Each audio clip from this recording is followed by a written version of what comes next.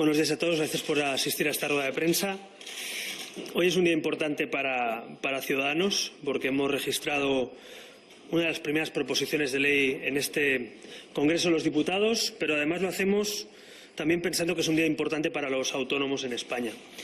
Hemos recogido en un proyecto de ley, en una proposición de ley, las reivindicaciones de millones de autónomos. Hay 3.200.000 autónomos en este país. Y además hemos escuchado también a las entidades que mejor les conocen. A UPTA-ATA le quiero dar las gracias también, a sus presidentes, a sus equipos que han ayudado también a poner en marcha este proyecto, porque aquí la sociedad civil tiene que tener protagonismo en el Congreso de los Diputados, que es su casa. Así que con esta ley lo que pretendemos es facilitar la vida a los autónomos en España. La ley se llama Ley Integral de Apoyo a los Autónomos. El nombre lo dice todo. Es una ley que pretende reformar todos aquellos aspectos burocráticos, dificultades, trabas, en definitiva, obstáculos a la vida diaria de más de 3 millones de autónomos en España. Y para mí es un honor, además, hacerlo. Como saben, y lo he dicho mil veces, no solo por ser de Ciudadanos, que dicen que somos el partido de los autónomos, y yo lo suscribo a mucha honra, no hay ningún problema en aceptarlo, el de mucha más gente, pero también el de los autónomos, pero también como hijo de autónomo, como nieto de autónomo, como sobrino de autónomo, como compañero de autónomos, debo decirles que esta es una ley de justicia, que esta es una ley que hace justicia, que es una ley realista además, porque estamos hablando de muchos aspectos que simplemente conllevan cambios legislativos que en muy poco tiempo pueden mejorar sustancialmente la vida de los autónomos, tanto de los que empiezan como de los que se han caído y se quieren volver a levantar. Así que con esta ley queremos poner en marcha, en definitiva, una reforma integral del campo de los autónomos, que creo que va a afectar a más de 3 millones de familias españolas que lo van a agradecer. Es verdad también que hay otra parte de la reforma de autónomos que nosotros queremos legislar, que es la reforma del RETA, la reforma en definitiva del régimen económico, que conllevará también la reunión de los pactos de Toledo, la mesa de los pactos de Toledo, porque implica también un debate sobre las cotizaciones de los autónomos, un debate también sobre los ingresos y salidas de esa caja que tiene una sangría permanente en nuestro país, que es la caja de la Seguridad Social, y por tanto la reforma de autónomos tiene dos patas, una que es la ley integral de autónomos y otra que será la reforma en los pactos de Toledo, que también se tendrá que reunir sin duda esta legislatura para abordar otros asuntos importantes. Hoy lo que les presentamos, por tanto, es esa ley integral de apoyo a los autónomos, que tiene básicamente 10 puntos básicos que les citaré a continuación. La primera medida, o el primer pilar fundamental, es la reducción de cargas administrativas. Queremos quitarles obstáculos a los autónomos. Por ejemplo, le voy a poner algunos ejemplos para no extenderme en esta rueda de prensa. Los autónomos cotizarán solo por los días que estén dados de alta realmente. Eso es un avance. Como ustedes saben, hoy en día el modelo es mucho más rígido, hay que darse de alta mensualmente. Es difícil a veces cambiar esa cotización que se hace cada mes, y nosotros facilitamos, por un lado, que solo se cotice por los días trabajados, de manera que ayuda a que la gente se dé de alta de una manera mucho más flexible, más real, y también ayuda, por supuesto, a que puedan cambiar de cotización 4 veces al año, de manera que eso va a ser mucho más flexible dependiendo de las puntas económicas de tesorería y de las dificultades que sufren muchos autónomos cada día. También queremos reducir los recargos de los pagos en fuera de plazo de los autónomos. No es justo que la Administración pueda incumplir muchas veces con los autónomos y cuando un autónomo se pasa un día el recargo sea de 20%, y nos parece que es justo esa reducción. El segundo punto también es respecto a las cotizaciones. Los autónomos que no alcancen el salario mínimo interprofesional no tendrán la obligación de cotizar. Eso es algo fundamental, como ustedes saben, en esta reforma. Hay muchos autónomos que no llegan a final de mes, que no tienen un salario mínimo y que, por tanto, lo que queremos es que formalmente esa ley les reconozca que no tienen necesidad de cotizar. Por otro lado, también se amplía la cuota de los 50 euros de la tarifa plana, en este caso a 12 meses, cosa que facilitará también la vida, sobre todo a los emprendedores, a la gente que empieza, pero también queremos facilitar esa tarifa plana a aquellos que tienen una dificultad en su actividad económica, ayudar a los que emprenden, pero también ayudar a los que no queremos que cierren su negocio. Por tanto, extendemos esa tarifa plana no solo a los que empiezan, sino también a los que no queremos que se caigan.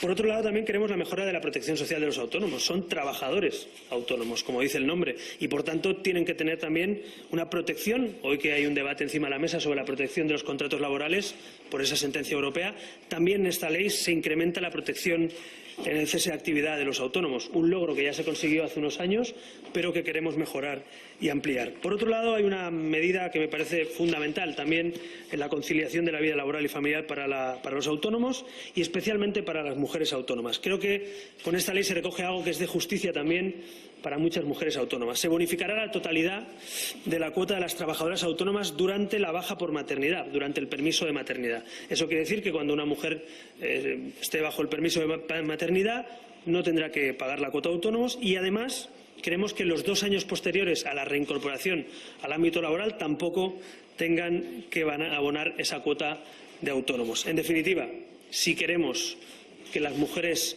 autónomas puedan también ejercer su derecho a ser madres y también el derecho a trabajar y el derecho a reincorporarse al mundo laboral, esta va a ser una medida estrella, sin duda, de esta reforma. Hacemos algo, insisto, que es de justicia y que provocaba en muchas mujeres de este país una dificultad tremenda para poder decidir trabajar y ser madres, y eso es fundamental para nosotros. Por otro lado, también se garantiza que las asociaciones profesionales de autónomos participen institucionalmente de las decisiones que se tomen en el ámbito del ámbito laboral. Me parece que si tenemos a 3.200.000 trabajadores autónomos tiene todo el sentido que las entidades que les representan también estén en las negociaciones y en las reformas institucionales, laborales que se lleven a cabo en este país. Es de justicia también, por tanto, reconocer ese papel negociador de diálogo social que tienen las entidades sociales, en este caso representantes autónomos. Por otro lado, también queremos que, respecto al IVA, que es un tema, como ustedes saben, y creo que en esta sala seguro que hay algún autónomo que otro, saben ustedes también que hay que abonar trimestralmente el IVA, trimestralmente el IRPF.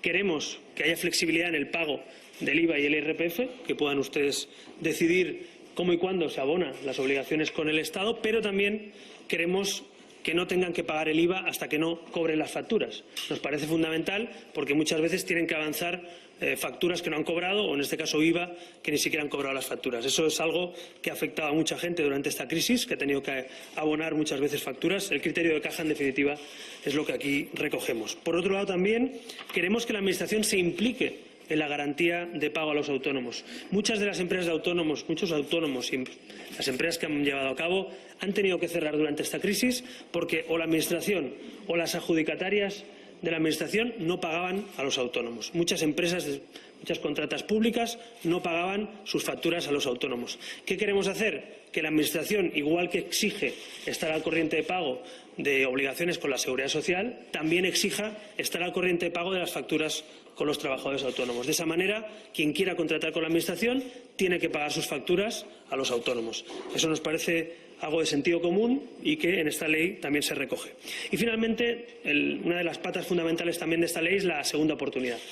Sabéis y saben ustedes que hubo un intento de ley de segunda oportunidad, pero que dejó al margen las deudas con la Seguridad Social, las deudas con Hacienda. Esta ley recoge lo que no se hizo entonces. En esta ley los autónomos van a tener una segunda oportunidad. Quien se caiga en España tiene derecho a volver a levantarse y tiene derecho a negociar extrajudicialmente y no solo en un juicio y con costes de abogados y con costes judiciales tremendos para una deuda pequeña con la Administración Pública, con Hacienda o con la Seguridad Social. Por tanto, se podrán negociar también extrajudicialmente la quita, en definitiva, de las deudas contraídas con la Seguridad Social y con Hacienda. Muchos de los emprendedores que se han caído y se quieren volver a levantar no lo pueden hacer porque tienen 3.000, 4.000, 6.000 euros de deuda con la Administración Pública, con la Seguridad Social o con Hacienda. No tiene sentido que quien quiere volver a contratar, a cotizar y a generar empleo y a pagar impuestos no le permitamos negociar la quita o la negociación extrajudicial de esas deudas. Por tanto, se hace justicia también, no solo por esta crisis, sino para un futuro. En España, quien emprenda, quien se la juegue, quien pida un crédito para montar una empresa, quien quiera contratar a gente para su negocio, lo va a tener más fácil. Ese es el resumen de esta ley. Lo va a tener más fácil y con cosas muy tangibles, muy palpables por la mayoría de autónomos que nos estén escuchando. Así que hay muchísimas otras medidas también que afectan a la vivienda familiar, al alquiler que pagan los autónomos, pero todo eso, como le entregaremos el proyecto de ley, en este caso la proposición que hemos registrado, ustedes podrán conocer íntegramente el documento y todos los artículos de esta ley. Les he hecho un resumen breve de aquellos puntos que me parecen más esenciales y, en definitiva, hoy, como les digo, se hace justicia. Y quiero acabar con una buena noticia también. Esta ley, si se pone en marcha la legislatura, se aprobará. Esto no es un brindis al sol, esto no es una proposición no de ley, esto no es una ocurrencia. Esta ley tiene la garantía del apoyo de los 137 escaños del Partido Popular y espero y deseo que de los 85 escaños del PSOE, porque la firmaron en el pacto de Ciudadanos con el Partido Socialista Obrero Español. Con lo cual, Ciudadanos ha conseguido en esta ley virtualmente poner de acuerdo a los que no se ponen de acuerdo. Este es un ejemplo de cómo se puede hacer política esta legislatura. Con el acuerdo de las 100 reformas comunes entre Ciudadanos, el PSOE y el PP, podríamos cambiar la vida a mejor de muchos españoles. Este es un ejemplo, pero hay muchos otros, porque hay muchas cosas que el Partido Socialista y el PP, aunque no se quieren sentar en una mesa, aunque no se quieran dar la mano, aunque no quieran desbloquear el país, sí que han firmado cosas conjuntas con Ciudadanos. Somos, en definitiva, desde el nuevo centro político, los que podemos también poner en marcha muchas de estas medidas, habiéndolas consensuado previamente con los partidos, con la vieja izquierda y con la vieja derecha. Así que esta ley, si se pone en marcha la legislatura, se aprobará. Los autónomos no pueden esperar. Los autónomos no tienen tiempo ni para bloqueos, ni para crisis internas de los partidos, ni para personalismos. Los autónomos de España se merecen que esta ley se ponga en marcha cuanto antes y si faltaban motivos para que esta legislatura se ponga en marcha, este proyecto de ley creo que es uno de ellos, un motivo más para que el señor Sánchez o el señor Rajoy se sienten en una mesa y nos permitan poner en marcha leyes como esta. Y nada más, si tienen alguna pregunta o alguna cuestión, estaré encantado de responderles. Sí, gracias, señor Rivera. Yo tenía un par de preguntas. Respecto a esto último que decía usted, me gustaría saber si ha tenido usted ya contactos con los dos partidos, con PP y con PSOE, para analizar el detalle de esto que proponen ustedes o si simplemente es un convencimiento suyo de que se aprobará. Y luego también me gustaría saber si se sienten ustedes aludidos por las palabras del rey anoche, si creen que estas sería mejor que se pronunciaran dentro de España y no en un marco como la Asamblea de Naciones Unidas, y en cualquier caso si sería conveniente que se convocara una nueva ronda política después de las elecciones del domingo. Gracias. En cuanto a lo primero, no es un convencimiento, es un pacto.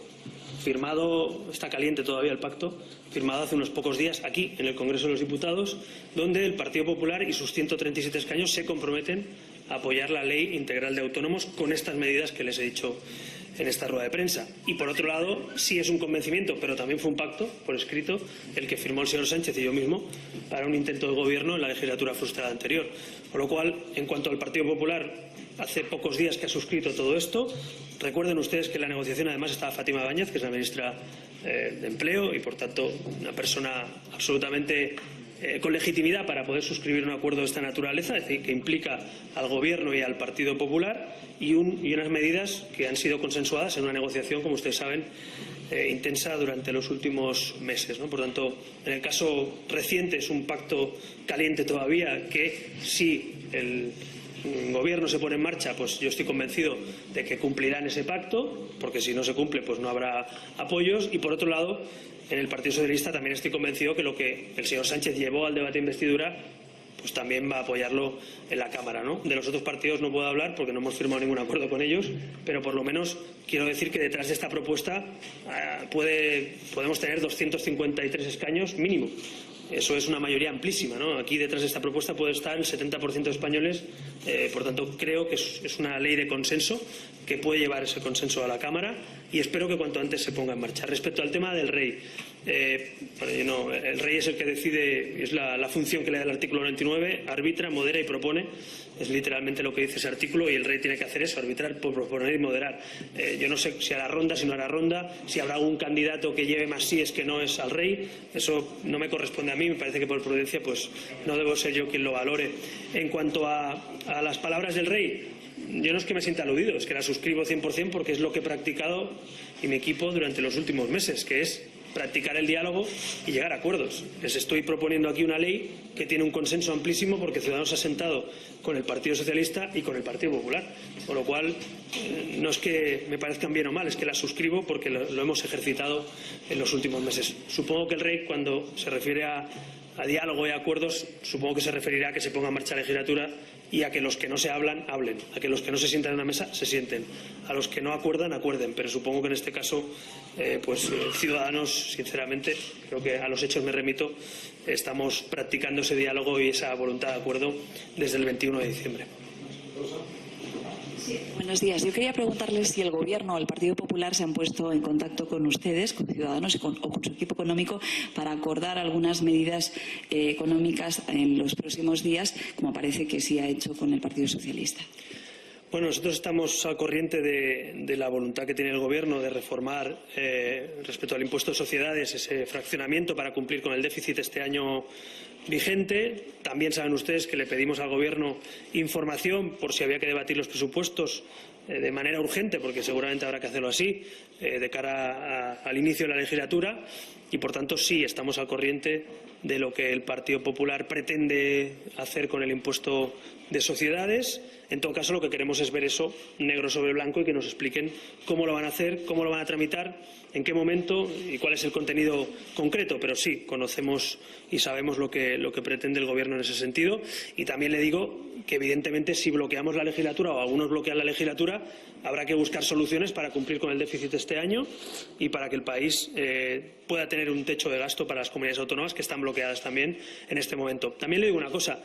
Me parece preocupante que el Partido Socialista y el PP sí hablen para poner fecha electoral, sí hablen para modificar el impuesto de sociedades para que si hay elecciones, pero no hablen para evitar las elecciones. Es decir, es un poco raro, ¿no? Es un poco extraño. Si ustedes están dialogando para hablar de fecha electoral y para modificar el impuesto de sociedades para que no se produzca un debate presupuestario en una legislatura, parece contradictorio con no querer sentarse en una mesa a negociar una abstención para que se ponga en marcha el Gobierno o las condiciones que el PSOE le exija al PP. Entonces, yo les pediría al PP y al PSOE que, además de negociar fechas de terceras, cuartas o quintas elecciones, por favor, negocien un desbloqueo y una investidura.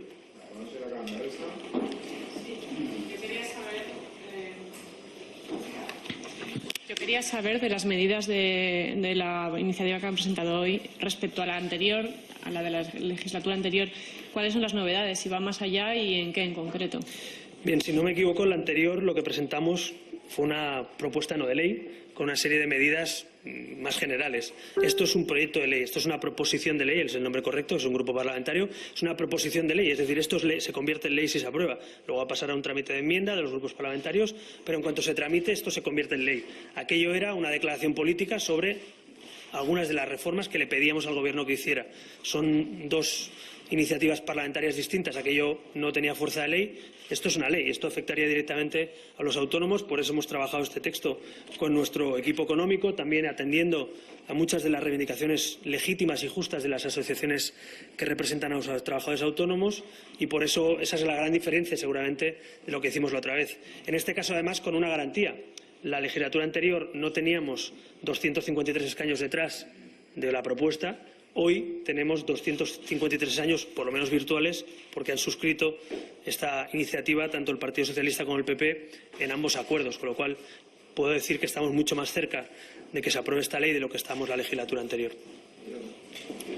Sí, gracias, señor Rivera. Me gustaría saber si en esta proposición que presentan hoy hay algún tipo de iniciativa para intentar luchar contra esa figura ilegal del falso autónomo, algo que se está dando bastante en este momento en España, y si las asociaciones le han trasladado algo en este sentido. Y, por otro lado, hoy Ramón Espinar, en una entrevista en La SER, ha dicho que antes que terceras elecciones preferiría un acuerdo con Ciudadanos. Me gustaría saber si Ciudadanos se replantea antes que unas terceras elecciones poder llegar a un acuerdo en el que esté PSOE y Podemos. Gracias. En cuanto a lo primero, justo en la reunión que hemos mantenido antes de esta presentación, hemos estado hablando precisamente de los autónomos dependientes económicamente y de que se den de alta y que, por tanto, tengan un régimen legal y no muchas veces el falso autónomo, que en definitiva es un falso autónomo que está fuera del margen de la ley y al margen de la ley, ¿no? Nosotros lo que queremos es, precisamente con esta ley, incentivar a que todo el mundo se dé de alta, a que todo el mundo trabaje 2 días, 4 o 24, pueda hacerlo, y tenemos también con eso que aflorar muchas de las prácticas incorrectas, ilegales o llámenle como quiera, que se producen muchas veces. Por tanto, uno de los objetivos de esta ley también es, por un lado, incentivar a los autónomos a darse de alta y a las empresas a hacerlo legalmente, y por otro también a que quien quiera emprender pueda hacerlo. Respecto al tema del comentario de uno de los senadores de Podemos y diputados. En fin, yo insisto, estos debates que los tengan dentro de su partido, que veo que están muy movidos últimamente. En todo caso, si son capaces de ponerse de acuerdo entre ellos, he escuchado a Pablo Iglesias hoy gritando en algún mitin diciendo que cómo van a ponerse ellos de acuerdo con Ciudadanos, ¿no? Entonces, en nuestro partido tenemos las cosas bastante claras. Queremos un acuerdo con las 100 reformas que hemos firmado con el PSOE y el PP, que gobierne la lista más votada, controlada por la oposición y legislando no de espaldas al Parlamento, sino dando cuentas al Parlamento, que legisle y mande, en definitiva, al Parlamento sobre el Ejecutivo. Y otros están a la greña pegándose entre ellos por Twitter, por gritos o por divisiones internas. Yo en la crisis internas de Podemos y el PSOE no voy a entrar, pero en todo caso sí sería bueno que, además de dar titulares, se aclararan. Si Podemos, como dicen, quieren sumar con Esquerra Republicana y Convergencia, pues es evidente que nosotros, con los partidos independentistas, no vamos a poner en marcha un proyecto de España con los que se quieren cargar España, y lo dicen legítima y libremente, ¿no? Así que no voy a hacer de comentarista de cada uno de los tuits que escriba Errejón o que escriba Pablo Iglesias, entre otras cosas porque son contradictorios. Sí. ¿Hacemos las últimas? Sí, una pregunta muy breve. Usted, que es viajero, me gustaría saber si haciendo la maleta para Groenlandia metería unas chanclas o si haciéndola para el Sáhara metería un paraguas. Gracias. Bueno, creo que han visto que los naranjitos no respondemos no pagamos con la misma moneda. Sí, en definitiva, siempre he dicho que los directores de marketing del PP son una maravilla para Ciudadanos, con lo cual, en ese sentido, creo que la mejor manera ya lo hizo Rafa Fernando y, desde luego, no sé si está detrás del vídeo de las chanclas de Groenlandia, pero es de su misma factura.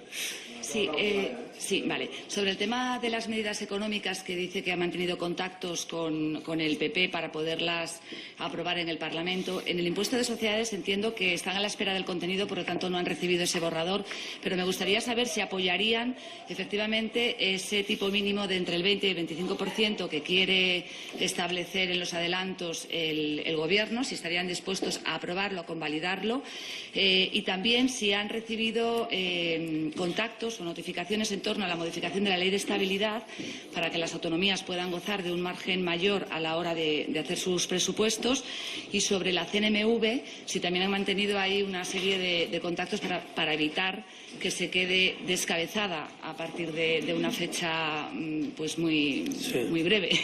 Gracias. En cuanto a lo primero, le digo la verdad, le remito a nuestro equipo económico, que es quien está pidiendo información y quien está recibiendo información respecto a eso. No tenemos un borrador y el texto, o sea, no tenemos, es lo que le decía, queremos, para valorar una decisión de esta naturaleza y qué votaríamos o qué no votaríamos o qué enmendaríamos, necesitamos conocer el documento que hoy por hoy no tenemos. Sí que nos ha comunicado el Gobierno que tiene intención de hacerlo, que nos hará llegar el borrador, pero de momento todavía no conocemos el contenido de ese documento. Respecto al tema CNMV y muchos otros nombramientos, volvemos a estar bloqueados. Hasta que no se ponga en marcha en la legislatura, hay muchos nombramientos y muchas reformas que afectan incluso a los reguladores que no se van a poner en marcha. De entrada, uno de los pactos que hay firmados con el PP es modificar precisamente el régimen de los reguladores. Por tanto, no tendría sentido ponerse a hacer reformas antes de que se puedan poner en marcha. Así que nosotros no tenemos intención, para decirlo así, si depende de nosotros, de que empecemos a hacer ese tipo de cambios antes de que llegue la legislatura. Si no hay legislatura, no habrá cambios. Si no hay legislatura, esta ley de autónomos quedará en un cajón hasta el verano. Si no hay legislatura, muchos emprendedores, muchos autónomos, muchos trabajadores que quieren, después de la sentencia que hemos visto de Bruselas, querrán también tener certidumbre y seguridad jurídica, empresarios y trabajadores, no la tendrán. Así que es importantísimo que se ponga en marcha la legislatura, ya no solo por el bloqueo y el cabreo de muchos ciudadanos, que es legítimo, sino sobre todo porque hay muchas medidas para mejorar la vida de los españoles que se van a quedar en un cajón, empezando por lo que ha sucedido con esa sentencia en Bruselas y con lo que hoy les traigo aquí, que también afecta al primer problema de España, que es el paro. Muy bien, pues hacemos la última. Por favor. Dale. Muchas gracias. Precisamente sobre esa sentencia del Tribunal de Justicia Europeo, quería saber si, más allá de la valoración que ayer hicieron aquí miembros de su grupo, si Ciudadanos va a presentar alguna iniciativa para adoptar la normativa europea a la legislación española. Bueno, de hecho, nosotros nos adelantamos en el acuerdo, ¿no? Porque el acuerdo al que llegamos primero con el PSOE y luego con el PP hablaba de dos cosas. Primero, de reducir los 40 tipos de contratos a 3 tipos de contrato básico, uno de ellos el estable, el contrato llamado estable, que sería el que recogería esta demanda, y dos, Le pedimos al Partido Popular por escrito en ese acuerdo, si ustedes lo recuerdan, precisamente que acabaran con las prácticas en la Administración Pública de contratos interinos precarios. Ese es uno de los acuerdos a los que llegamos por escrito con el Partido Popular. Por tanto, si se reiniciara la legislatura con esas 150 reformas, en ese acuerdo ya recogíamos antes de la sentencia precisamente ese régimen que nos parece impropio de la Administración Pública. Desde luego, la precariedad no la queremos ni en el sector público ni en el privado, pero que sea la Administración Pública quien además sea quien más ejerza ese tipo de contratos, pues nos parece grave, ¿no? Así que habrá que adaptar la legislación española, sin duda, a la sentencia para dar certidumbre y seguridad jurídica, pero nosotros vamos más allá. Queremos un nuevo marco laboral moderno, con protección a los trabajadores, sin trabajadores de primera y de segunda, sino que todo el mundo tenga un empleo estable y con protección social. Y saben ustedes que somos unos convencidos de eso. Llevamos ya más de 1 año y medio defendiendo ese modelo de contrato estable y creo que la sentencia nos da la razón en buena medida. Lo que hace falta ahora es adaptarla a la legislación española y veo que el Gobierno, de momento, pues he escuchado declaraciones de la señora Soraya Sáenz Santa María decir que respetan la sentencia, pero no solo hay que respetarla, hay que aplicarla. Así que, en ese sentido, espero que se ponga en marcha el Gobierno y la legislatura para pedir ese cumplimiento de los pactos que hemos llevado a cabo con el Partido Popular. Muchas gracias. Buenos días. Bueno, pues termina esta rueda de prensa Albert Rivera hablando sobre esa sentencia de la Unión Europea para equiparar indemnizaciones entre temporales y fijos y dice que no solo hay que respetarla, sino que hay que aplicarla. Albert Rivera ha dado cuenta de algunas de las medidas que recoge la proposición de ley que ha presentado en el Congreso esta misma mañana Ciudadanos para mejorar la vida de los autónomos tras reunirse con los portavoces de la Asociación de Autónomos ATA. Sobre las palabras del rey en la ONU en las que Felipe VI apelaba al acuerdo y al diálogo para superar la coyuntura de España, dice Rivera que las suscribe porque Ciudadanos también apuestan por el diálogo.